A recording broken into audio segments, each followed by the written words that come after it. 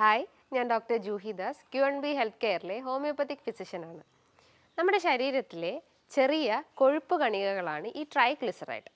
ഈ ട്രൈഗ്ലിസറൈഡ് നമ്മളൊരു lipid profile, നമ്മളെ ശരീരത്തിലെ കൊഴുപ്പിൻ്റെ ഘടന എത്ര ഉണ്ടെന്ന് നോക്കാൻ വേണ്ടി നമ്മളൊരു ലിപ്പിഡ് പ്രൊഫൈൽ ടെസ്റ്റ് ചെയ്യുക. ലിപ്പിഡ് പ്രൊഫൈലിൽ വരുന്നതാണ് HDL അഥവാ ഗുഡ് കൊളസ്ട്രോൾ, LDL അഥവാ bad cholesterol, triglyceride, total cholesterol. അങ്ങനെ ഇത്രയും ചേർന്നിട്ടുള്ളതാണ് ഈ ലിപ്പിഡ് പ്രൊഫൈൽ എന്ന് പറയുന്നത്. ഈ ഒരു ട്രൈഗ്ലിസറൈഡിൻ്റെ ഒരു നോർമൽ വാല്യൂ എന്ന് പറയുമ്പോൾ ഒരു 150 മേലെ ആയി കഴിഞ്ഞ് കഴിഞ്ഞാൽ, ഒരു 150 മുതൽ 199 ആയി കഴിഞ്ഞാൽ ഒരു മൈൽഡ് സ്റ്റേജിലാണെന്ന് മനസ്സിലാക്കാം.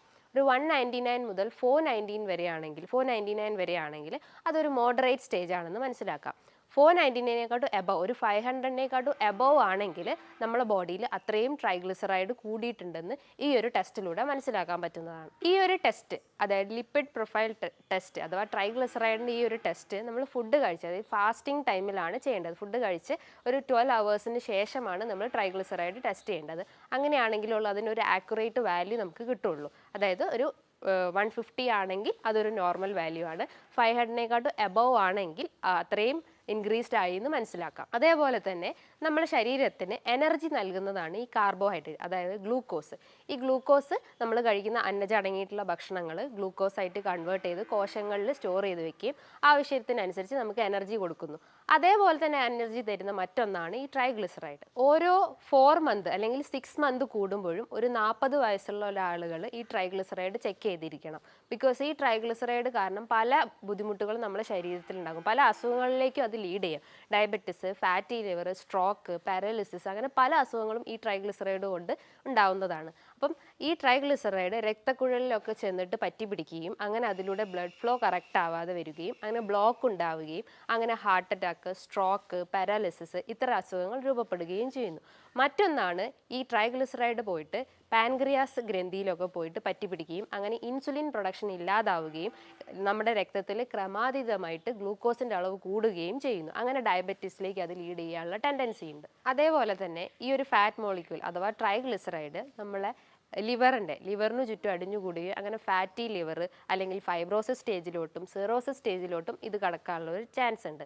മറ്റൊന്നെന്ന് പറഞ്ഞാൽ നമ്മളെ കോശങ്ങളിൽ സെൽസിലൊക്കെ പറ്റിപ്പിടിച്ചിട്ട് അല്ലെങ്കിൽ ഡിപ്പോസിറ്റ് ചെയ്തിട്ട് സെല്ലിൻ്റെ ആക്ടിവിറ്റി തന്നെ നശിപ്പിക്കാനുള്ള ഒരു ടെൻഡൻസി ഉണ്ട്. അങ്ങനെ നമുക്ക് റെക്കറൻ്റ് ആയിട്ടുള്ള ഇൻഫെക്ഷൻസ് വരാം, അല്ലെങ്കിൽ മറ്റു വേറെ എന്തെങ്കിലും വൈറൽ ഇൻഫെക്ഷൻസ് ഒക്കെ വന്നുകൊണ്ടിരിക്കും. ഈ ട്രൈഗ്ലിസറൈഡ് രക്തത്തിൽ കൂടാൻ പല കാരണങ്ങളുണ്ട്. പ്രധാനമായിട്ടും ഇതൊരു ഡയറ്റിലൂടെ തന്നെ, അതായത് നമ്മൾ കഴിക്കുന്ന ഹൈ കലോറി ഡയറ്റ്, അതായത് അന്നജം അടങ്ങിയിട്ടുള്ള ഭക്ഷണങ്ങൾ കഴിക്കുകയാണെങ്കിൽ, അതായത് അമിതമായിട്ടുള്ള ഫാറ്റ് അടങ്ങിയിട്ടുള്ള ഭക്ഷണങ്ങൾ കഴിക്കുകയാണെങ്കിലും ട്രൈഗ്ലിസറൈഡ് കൂടാനുള്ള ഒരു ടെൻഡൻസി ഉണ്ട്. മറ്റൊന്നാണ് ആൽക്കഹോളിനെ നിർവീര്യം ചെയ്യുന്നതാണ് നമ്മൾ കരൾ ചെയ്യുന്നത്. അപ്പം കരളിൻ്റെ അകത്ത് കൂടുതലായിട്ട് കൊഴുപ്പ് അടിഞ്ഞു കഴിഞ്ഞാൽ അപ്പം ആ ഒരു പ്രോസസ്സ് തന്നെ കറക്റ്റ് ആവില്ല. അങ്ങനെ ട്രൈഗ്ലിസറൈഡ് കൂടാനുള്ള ഒരു ടെൻഡൻസി ഉണ്ട്. അതേപോലെ തന്നെയാണ് ബീറ്റ ബ്ലോക്കർ മെഡിസിൻസ് ഒക്കെ എടുക്കുന്ന ആളുകളുണ്ടാവും. അതായത് BP പേഷ്യൻസും അല്ലെങ്കിൽ ഹാർട്ട് ട്രബിൾ ഉള്ള പേഷ്യൻസ് ഒക്കെ ബീറ്റ ബ്ലോക്കേഴ്സ് ടാബ്ലറ്റ്സ് ഒക്കെ എടുക്കുന്ന ആളുകളുണ്ടാവും. അത്തരം ആളുകളിലും ഈ ട്രൈഗ്ലിസറൈഡ് കൂടാനുള്ള ഒരു ടെൻഡൻസി ഉണ്ട്. പിന്നെ അമിതമായിട്ടുള്ള ടെൻഷൻ, അമിതമായിട്ടുള്ള സ്ട്രെസ്, അതായത് അത് നമ്മുടെ ബോഡിയിൽ കോർട്ടിസോൾ ഇൻക്രീസ് ചെയ്യും. അങ്ങനെ ട്രൈഗ്ലിസറൈഡ് കൂടാനുള്ള ഒരു ടെൻഡൻസി ഉണ്ട്. മറ്റൊന്നാണ് നമ്മൾ വ്യായാമം ഇല്ലാത്ത അവസ്ഥ, അതായത് ബോഡി വർക്കൗട്ട് ഒന്നും കൊടുക്കാതെ ഒരു സ്റ്റിൽ മൂവ്മെൻറ്റ്സ് ഇല്ലാത്തൊരവസ്ഥ വരുമ്പോഴും നമ്മുടെ ബോഡിയിൽ ട്രൈഗ്ലിസറൈഡ് ഡിപ്പോസിറ്റ് ചെയ്യാനുള്ള ഒരു ടെൻഡൻസി ഉണ്ട്. ഇത്തരം കാരണങ്ങളിലൂടെയാണ് ട്രൈഗ്ലിസറൈഡ് രക്തത്തിൽ കൂടുന്നത്. ഈ ട്രൈഗ്ലിസറൈഡ് കൂടിക്കഴിഞ്ഞ് കഴിഞ്ഞാൽ ശരീരം നമ്മൾ കുറച്ച് ലക്ഷണങ്ങൾ കാണിക്കും. അതായത് അധികം അങ്ങനെ ലക്ഷണങ്ങളൊന്നും ഉണ്ടാവില്ല, പക്ഷേ ചെറിയ ചെറിയ ലക്ഷണങ്ങളൊക്കെ നമ്മുടെ ശരീരം കാണിച്ചു തരും. നമ്മൾ മറ്റെന്തെങ്കിലും ആവശ്യത്തിന് വേണ്ടിയിട്ട് നമ്മൾ സ്കാൻ ചെയ്യുമ്പോൾ, വയറ് സ്കാൻ ചെയ്യുമ്പോഴാണ് നമ്മളെ ബോഡിയിൽ ലിവർ എൻലാർജ്ഡ് ആയിട്ട് അല്ലെങ്കിൽ സ്പ്ലീൻ എൻലാർജ്ഡ് ആയിട്ട് കാണിക്കുന്നത്. അപ്പം അത് ഇതിൻ്റെ ഒരു ലക്ഷണമാണ്. നമ്മളെ ലിവറും സ്പ്ലീനും ഒക്കെ എൻലാർജ്ഡ് ആയിരിക്കാം. മറ്റൊരു പ്രധാന ലക്ഷണം എന്ന് പറഞ്ഞാൽ അമിതമായിട്ടുള്ള വയറുവേദന തോന്നാം. അത് ലിവറിൻ്റെ ഏരിയാസിലും അങ്ങനെ പല ഏരിയ എന്നില്ല, പല ഏരിയാസിലൊക്കെ ആയിട്ട് നമുക്ക് വയറുവേദന ഫീൽ ചെയ്യാം. മറ്റൊന്നാണ് അമിതമായിട്ടുള്ള ക്ഷീണം. നമുക്ക് എപ്പോഴും ഒരു തളർച്ച തോന്നുക, അല്ലെങ്കിൽ ഒരു ബലഹീനത, അല്ലെങ്കിൽ എപ്പോഴും കിടക്കാനുള്ള ഒരു ടെൻഡൻസി തോന്നുക. ഇതൊക്കെയാണ് ഇതിൻ്റെ പ്രധാന ലക്ഷണങ്ങൾ. അത് കൂടാതെ തന്നെ നമുക്ക് അമിതമായിട്ടുള്ള മൂത്രശങ്ക, അതായത് യൂറിനേറ്റ് ചെയ്യാനുള്ള ഒരു ടെൻഡൻസി കൂടി വരുന്നു. അതേപോലെ തന്നെ നമുക്ക് മെമ്മറി ലോസ്, നമുക്ക് ഓർമ്മക്കുറവുണ്ടാവും. അതൊരു കൺഫ്യൂസ്ഡ് സ്റ്റേജ് ആയിരിക്കും, മൈൻഡൊക്കെ ഒരു കൺഫ്യൂസ്ഡ് സ്റ്റേജ് ആയിരിക്കാം. മറ്റൊന്നാണ് നമ്മളെ തൊലിപ്പുറത്തുണ്ടാവുന്ന ഒരു ഡിസ്കളറേഷൻ, ഒരു റെഡിഷ് ഡിസ്കളറേഷൻ ഉണ്ടാവും. ഒരു റെഡ് കളറായിട്ട് ഒരു ഫ്ലഷ്ഡ് ഫേസ് ഒക്കെ ആയിരിക്കും നമുക്ക് ഉണ്ടാവുക. അപ്പോൾ ഒരു റെഡ് കളർ വരുന്നതും ഈ ഒരു ട്രൈഗ്ലിസറൈഡിൻ്റെ ലക്ഷണങ്ങളാണ്. ഈ ട്രൈഗ്ലിസറൈഡ് കൂടാൻ നമ്മൾ അന്നജം അടങ്ങിയിട്ടുള്ള ഭക്ഷണങ്ങൾ, അതായത് കൊഴുപ്പ് അടങ്ങിയിട്ടുള്ള ഭക്ഷണങ്ങളൊക്കെ കൂടുതലായിട്ട് എടുക്കും. അതായത് animal fat, beef, mutton, pork ഇതൊക്കെ അമിതമായി എടുക്കുന്ന ആളുകളിൽ ഈ ഒരു ട്രൈഗ്ലിസറൈഡ് കൂടാനുള്ള ചാൻസ് ഉണ്ട്. മറ്റൊന്നാണ് നമ്മൾ പ്രോസസ്ഡ് ഫുഡ് അല്ലെങ്കിൽ സാച്ചുറേറ്റഡ് ഫാറ്റ്സ്, അതായത് ജ്യൂസ് സിറപ്സ് അല്ലെങ്കിൽ ഷുഗർ സിറപ്സ് ഇത്തരം ഐറ്റംസ് ഒക്കെ എടുക്കുമ്പോഴും ഈ ഒരു ട്രൈഗ്ലിസറൈഡ് കൂടാനുള്ള ഒരു ടെൻഡൻസി ഉണ്ട്. പിന്നെ ഒന്ന് പ്രധാനമായിട്ടും നമുക്ക് പറയാം, നമുക്ക് വ്യായാമം ഇല്ലാത്തൊരവസ്ഥ, അതായത് ഒരു മൂവ്മെൻറ്റ്സും കൊടുക്കാതെ സ്റ്റില്ലായിട്ട് ഇങ്ങനെ ഇരിക്കുമ്പോഴും ഈ ഒരു എനർജി ബേൺ ഔട്ട് ആവാതെ ആ ഒരു ഫാറ്റ് അത്രയും ഏരിയാസിലൊക്കെ ഡിപ്പോസിറ്റ് ചെയ്തിട്ടും ട്രൈഗ്ലിസറൈഡ് കൂടാം. ചില ഭക്ഷണത്തിലൂടെ തന്നെ നമുക്ക് ട്രൈഗ്ലിസറൈഡിൻ്റെ ആ ഹൈ ലെവൽ നമുക്ക് കുറച്ച് കൊണ്ടുവരാൻ സാധിക്കും.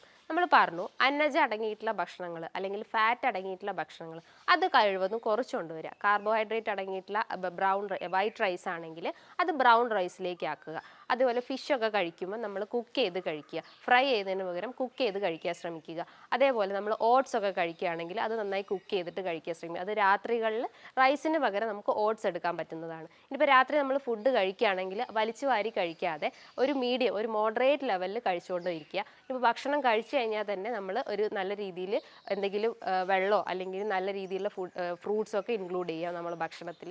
അതേപോലെ തന്നെ നട്ട്സ് ഐറ്റംസ് കഴിക്കുന്നതും നല്ലതാണ്. അത് വെള്ളത്തിലിട്ട് കുതിർത്ത് കഴിക്കുന്നത് ഒരു പരിധി വരെ ട്രൈഗ്ലിസറൈഡ് കുറയ്ക്കാൻ പറ്റും. ഇനിയിപ്പോൾ ധാന്യങ്ങളൊക്കെ കഴിക്കുകയാണെങ്കിലും ചതുരപ്പയർ അല്ലെങ്കിൽ മുതിര ഇത്തരം ധാന്യങ്ങളൊക്കെ കഴിക്കുന്നതും ട്രൈഗ്ലിസറൈഡ് കുറയ്ക്കാൻ സാധിക്കും. അതേപോലെ തന്നെയാണ് മോര്, തൈര്, ഇതൊക്കെ കൂടുതലായിട്ടുള്ള പ്രോബയോട്ടിക്സ് ആണ്. അപ്പോൾ ഇത് നമ്മുടെ ബോഡിയിൽ എത്തുമ്പോൾ നമ്മളെ ഡൈജഷൻ കറക്റ്റ് ആക്കുകയും നല്ല ബാക്ടീരിയാസിനെ ഉൽപ്പാദിപ്പിക്കുകയും ചെയ്യുന്നു. അതേപോലെ തന്നെയാണ് അമിത വണ്ണമുള്ള ആളുകളാണെങ്കിൽ അവർ വെയിറ്റ് കഴിവതും കുറച്ച്, അതായത് വർക്കൗട്ട് ചെയ്തിട്ടും അല്ലെങ്കിൽ എന്തെങ്കിലും എക്സസൈസ് ചെയ്തിട്ടും അവർ വെയിറ്റ് കഴിവതും കുറയ്ക്കാൻ ശ്രമിക്കുക. അങ്ങനെ നമ്മളെ ബോഡി അത്രയും ഹെൽത്തി ആക്കാൻ ശ്രമിക്കുക. ഇത്തരം ഭക്ഷണ രീതികളൊക്കെ നമ്മൾ ഫോളോ ചെയ്യാൻ ശ്രമിക്കുക. അതേപോലെ തന്നെ ഒരു പ്രോപ്പർ ആയിട്ടുള്ള ഒരു എക്സസൈസ്, അതേപോലെ തന്നെ ഒരു ഡോക്ടറിൻ്റെ നിർദ്ദേശം പ്രകാരം പ്രോപ്പർ മെഡിസിൻസ് എടുക്കുക.